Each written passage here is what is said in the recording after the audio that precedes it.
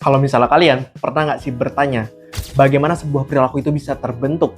Perilaku yang aku maksud ini bukan hanya perilaku yang memang kita bergerak secara aktif, tapi juga seperti sebuah ketakutan yang terjadi secara otomatis dari diri kita tanpa kita sadari. Dan bagaimana kalau aku bilang, itu bisa terjadi karena dua cara ini, yaitu operant conditioning dan classical conditioning. Ya, di video ini aku akan menjelaskan apa itu operant conditioning dan apa itu classical conditioning. Sekarang kita akan memulai dari operant conditioning. Operant conditioning merupakan sebuah teori psikologi yang diciptakan oleh Skinner. Tujuan dari operant conditioning ini sangat sederhana, yaitu memunculkan sebuah perilaku atau mungkin juga menghilangkan sebuah perilaku dengan dua poin utama sebagai dasar teori ini, yaitu reinforcement dan punishment. Seperti namanya, reinforcement merupakan sebuah penguatan, sedangkan punishment merupakan sebuah hukuman. Dalam penggunaannya, kita biasanya melakukan sesuatu, biasanya untuk mendapatkan sebuah hadiah, atau kita melakukan sesuatu untuk menghindari sebuah hukuman. Terdengar sederhana, tapi akan lebih rumit karena akan ada cabangnya lagi, yaitu positif dan negatif. Penggunaannya juga akan berbeda-beda. Positif ini digunakan untuk memunculkan sesuatu.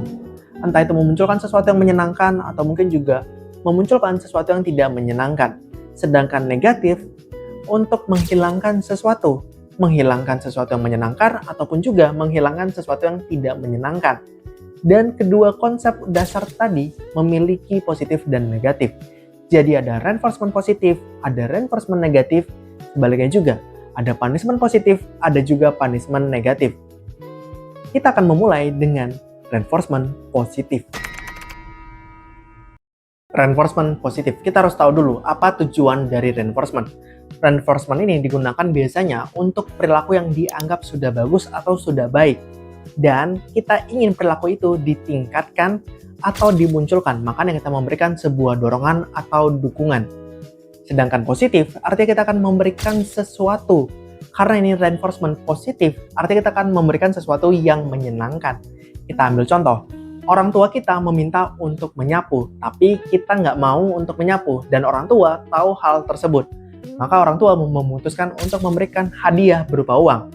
Jadi kalau kita sudah selesai menyapu, kita akan mendapatkan uang. Makanya kita memutuskan untuk menyapu, karena kita ingin mendapatkan uang yang sudah dijanjikan. Itulah reinforcement positif. Sekarang bagaimana dengan reinforcement negatif?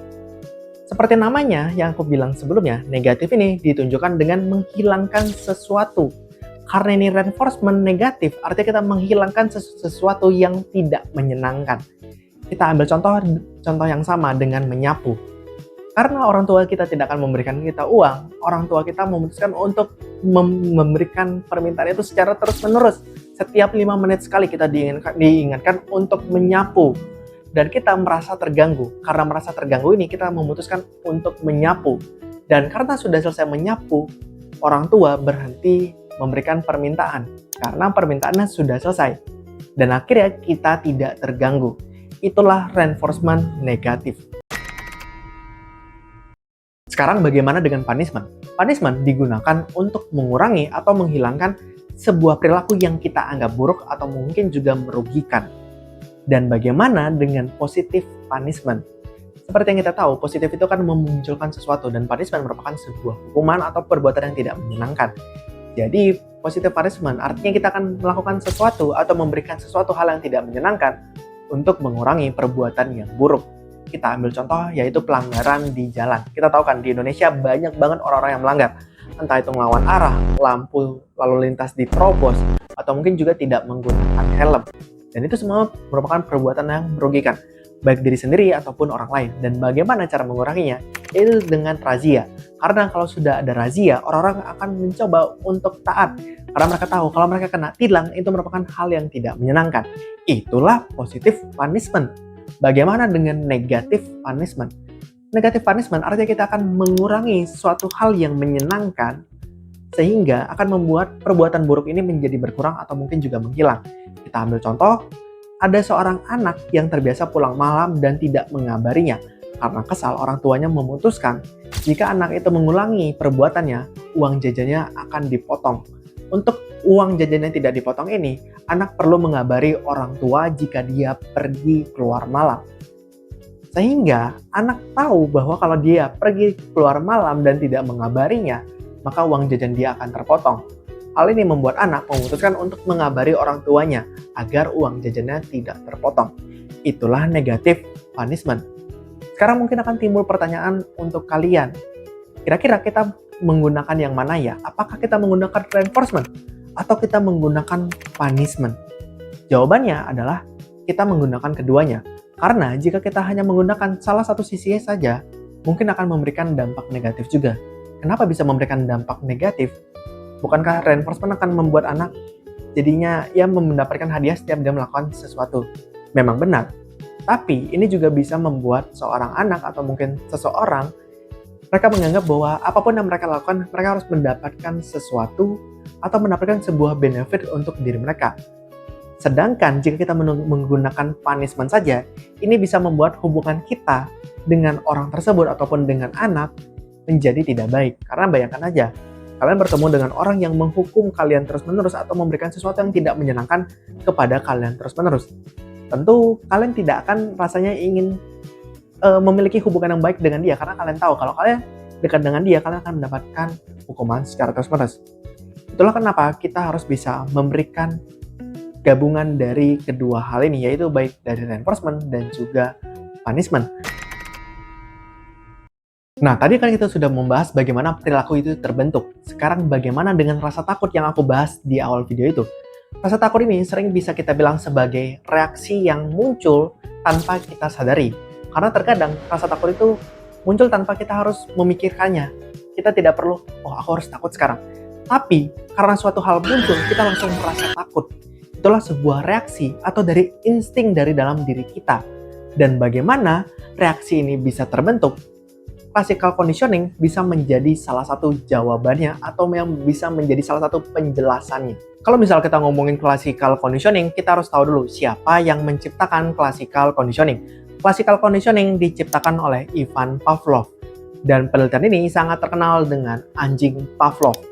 Kalian tinggal searching aja di Google, akan banyak penjelasan yang lebih detail. Tapi, kalau misalnya cerita dari penelitian ini kurang lebih akan seperti ini. Jadi, Pavlov itu memiliki seekor anjing. Dan selayaknya orang yang memelihara anjing, dia akan memberikan makanan kepada anjingnya. Setiap makanan diberikan kepada anjing, anjing tersebut akan mengeluarkan ilernya. Hingga di suatu titik tertentu, hanya dengan langkah kaki Pavlov, anjing tersebut mengeluarkan ilernya. Dan akhirnya, Pavlov memikirkan sebuah teori dengan mengujinya dengan bunyi bel. Jadi sebelum anjing mendapatkan makanan, maka akan dibunyikan sebuah bel.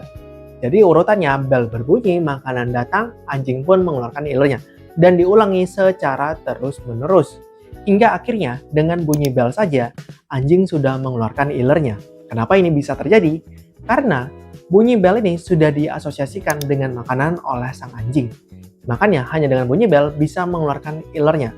Inti dari classical conditioning ini adalah respon yang kita munculkan itu diasosiasikan dengan hal yang awalnya tidak berkaitan. Misalnya, kalau kita menggunakan contoh lainnya, awalnya kalian mungkin memiliki guru yang kalian anggap begitu menakutkan. Dan kalian selalu takut setiap akan diajar oleh guru tersebut.